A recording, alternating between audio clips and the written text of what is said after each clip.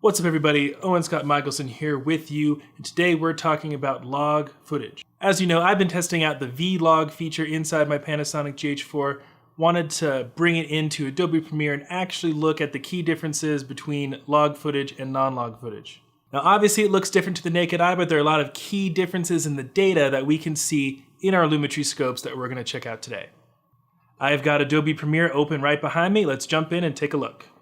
So I've got my timeline here. Got a couple clips that I shot with my buddy John when we were in downtown a couple days ago. I chose this backdrop because it had a little bit of color going on. There's some variety. You know, it's kind of white and blue, but there's some yellow and red and brown in there. And obviously, one of the biggest keys of color grading is maintaining skin tones. So we wanted to have John standing there for us. So these first couple clips I shot in log.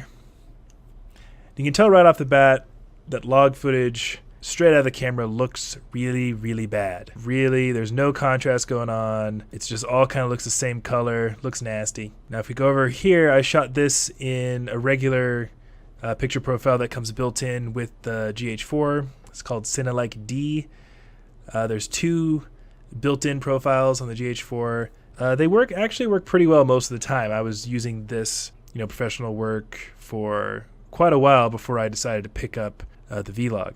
Just by looking at it, you can tell they're quite different. But if we go over to our scopes, we can see a little more detail about how they're different. So I'm working with the Luma waveform. It just measures the exposure, and the histogram, which measures the exposure and kind of your color range. Now you can see that all the information is really tightly compacted in this narrow band here. Only goes from about 70 to a little less than 30. So the white point, which is the brightest part of the image, is just below 70, and the black point, the darkest part of the image, is right about 30. If we go over to the Cinelike D, it does a pretty good job of it as well, keeping everything kind of clumped together. But as you can see, the blackest point, the darkest point, is a little over 20, and the white point is about 80.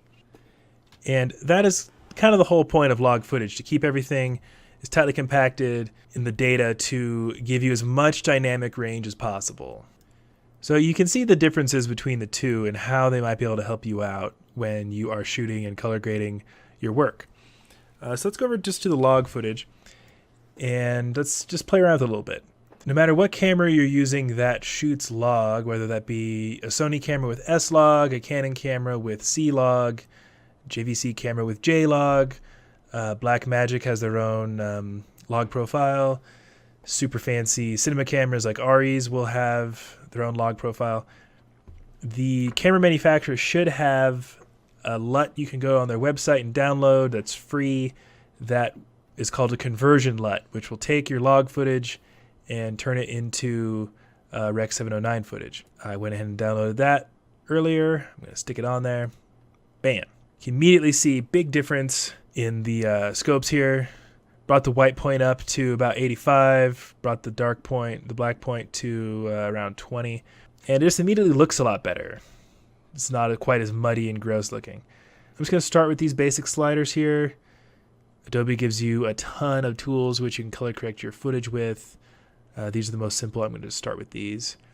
Let's just bring the contrast way up. And you can see in the histogram of the waveform the white point getting higher and the black point getting a little lower. Let's bring the highlights up a little bit. Bring the shadows way down. The black point way down. And let's bring the white point down a little bit too. The eagle is kind of getting washed out there. And let's bring the color temperature down, make the image a little cooler. Let's bring the blues up a lot, bring the teals up a lot.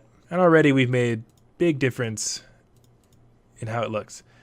I'm also going to go to the curves. I'm going to bring the midtones down just a hair. Try to bring those shadows down even further. And that looks pretty good. I think his skin tones are a little off. A really popular way to maintain skin tones is to bring some orange into the mid tones of the image and also add teals to the shadows and to the highlights. Now that looks a little better. It's not perfect, obviously. I'm doing this very quickly, And I'm still not the greatest at color grading. It's something that I'm working to improve on. But yeah, I mean, just by less than 2 minutes of work, the image already looks a lot better. Now you can do a lot with the Cinelike D footage as well. I'm just going to copy over. Make sure if you do this, you get rid of the LUT. That makes a big difference. And that looks pretty good too, actually. The image itself is a lot darker because we brought the white point down. Let's bring the white point back up. Bring the black point up a little bit. Maybe add a tiny bit of exposure. And that looks really good too. One thing that I've noticed in the brief time working with the Vlog profile is that unless you're using an external recorder of some kind, which allows the GH4 to shoot in 10-bit color instead of 8-bit color, which is a whole other thing, it's not going to make a massive difference. I think the differences are subtle, but they're not going to totally make or break your footage. I think that shooting in log can be more forgiving in certain situations, but you can absolutely get by just by using the built-in color profiles.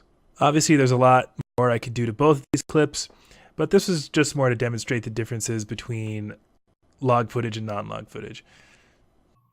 Now, obviously, this isn't the most scientific of tests, but you can definitely tell looking in Adobe Premiere that there are some serious differences between log and Rec. 709 footage.